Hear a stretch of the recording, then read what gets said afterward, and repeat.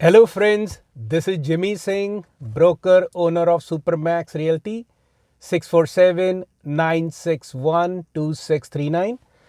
Friends, in today's video, I would like to discuss the sales and stats for London St. Thomas real estate area for the month of January 2021. So a lot of you have called me, we are sitting right now mid-February and ask me, what's happening in this crazy real estate market. So friends, as per the board stats last month in January, we have in total 547 sales, which is actually the highest since 1978 for January. And inventory is still hovering very low. Inventory is sitting at 0.8 months of inventory for London. For St. Thomas, it's sitting around 0.5% month supply. For Strathroy, it's sitting 0.7 months. So what that means is, if no new listing come on the market, pretty much these will be absorbed less than 30 days. And sales to listing ratio, which shows the strength in the market, it is hovering around 81.9%, indicating a very strong sellers market. So for the people who are new immigrants, just to tell them, if it's more than 60% ratio, it is considered a seller's market. If it is between 40 to 60%, it is considered a balanced market. So right now, friends, market is on fire, and especially the low-rise houses, they are in great demand. And if you watch my video on my channel in January, Real Estate Edge with Jimmy Singh, I did mention I can see it by spring of 2021. House prices, house price index for average MLS housing will go 15 to 20% higher within first quarter. And I'm already looking at last 2-3 month housing sales. I see certain price of a housing, whether it's townhouse, single family homes, they are up 5 to 10% in last 3 months. And we all know that inventory and low interest is driving the market. See friends, when the interest rate rises and the banks tighten the credit, house prices always soften. You can go back to the history, check 2016, 2017.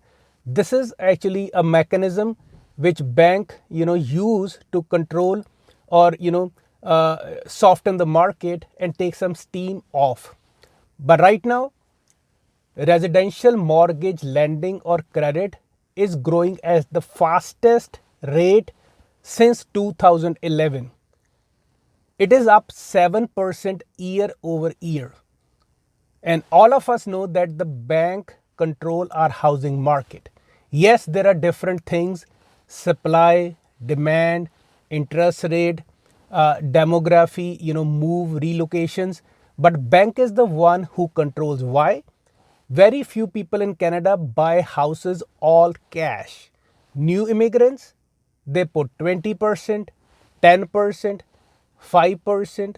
Move up buyers, if somebody has a house, let's say in London, worth 500,000 or 800,000, moving to $1 million house, they are bringing their equity from their previous houses. A lot of you have called me, friends, and said, Jimmy, these GTA buyers are increasing our house values. Friends, to a certain level, yes, people are relocating from Brampton, Mississauga who are coming. But let me assure you, lots of them buy brand new homes, right? Very few go for resale, but mostly I work with a lot of them. They buy pre-construction because they need some time to make some savings. And last year, when economy was shut down, to avoid the asset prices to collapse, government have chosen in Canada to put liquidity into the market by printing billions of dollars and providing liquidity to people sitting at home who have lost job, provide help to businesses, and make sure the house sellers, they don't lose their houses. So they brought the interest rate higher, put some deferral in place, and certainly the OFSI. OFSI is, friends, Office of Superintendent of Financial Institutes. So that is some, thing that control all our banks and, see whether they are, how solid is their bank sheets, or, how averse they are to risk in the housing market. So what happened last year? The OFSI told the banks to lower their DSB. DSB means, friends, domestic stability buffer, or to lower their capital reserve requirements, because all banks are supposed to keep some reserves in place. So if some people default on the mortgage, or they default on their credit lines or car loans, so they have the buffer to absorb all those things. But they told them to reduce the DSB ratio from 2.25 last year to 1%. Hence, adding close to $300 billion of additional lending capacity to the banks. So hence, the mortgage volume is at record levels, which I see right now in February of 2021. People are refinancing, consolidating their debts, buying newer properties, investing in real estate, because they have seen their asset prices from last year gone up 20%, 30%. So it has created a perception in people of mind, yes, they're getting wealthy because their assets have gone, up in value. And at this point of time, friends, economy and housing market has no correlation. Typically, common sense says if economy is struggling, house market should also struggle. But that is not the case. In January 2021, friends, Canada lost 213,000 jobs. But house prices are not coming down, right? So I work with a lot of buyers. Some of them can only qualify for $500,000 range, and they hope and pray market crash. But it is very unlikely. Why? Government is already planning to bring 1.2 million new immigrants in next 4 years, meaning 400,000 new immigrants plus international students, which provide lot of money to the GDP of Canada. And lot of these students come from very affluent families, and their parents support them to become permanent resident and then buying real estate. So I don't see a big crash. There might be some adjustment down the line in hyper, expensive market. But the starting homes, I don't see them coming down. It is getting beyond. If somebody calls me and say, I want to buy a house detached in London, $500,000, I don't think so they can buy a decent house in London for $500,000 anymore. There's other options, which we can discuss at later part of the video, right? And the other, friends, people are saying to me is, no, people are defaulting on the mortgages, or they're going to be power of sale once all these government stimulus things will go away. Friends, nobody I know or I see in the marketplace is defaulting on the mortgages, right? Why? Prices of their houses have risen from 2020 to 2021 in 1 year 20 to 30% in some markets. So if some sellers is distressed, he lost his job, got divorced, have some family situation, financial crisis, he can easily refinance and pay the lender, or sell the house and move on, right? So I don't see default rates increasing. Right now it's sitting at 0.8% to 1%. That is the mortgage default rate in Southern Ontario. And friends, the average price point, if I check in January 2021 for London real estate, in North London, average price point is sitting at $725,000, $160. For South London, the price average is $705,000. And then South London, friends, also includes west part of London. That is the way London St. Thomas Real Estate Board gave us the stats. that if I talk about South London, it also include West Side, maybe Byron, you go towards Oxford and West Elbone, those areas too. And St. Thomas, average price point is sitting around $498,000. For Strathroy, it is sitting around $629,000. For Middlesex, sitting $603,000. Elgin County, $524,000.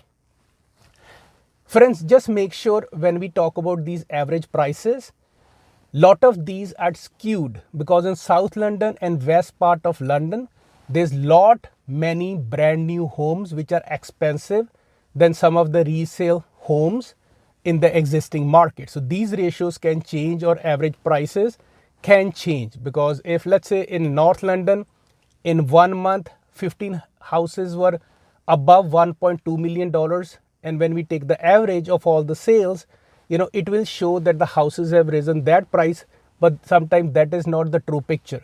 So you need to work with the professional realtor who know what they're doing and can guide you properly in this crazy marketplace. Why?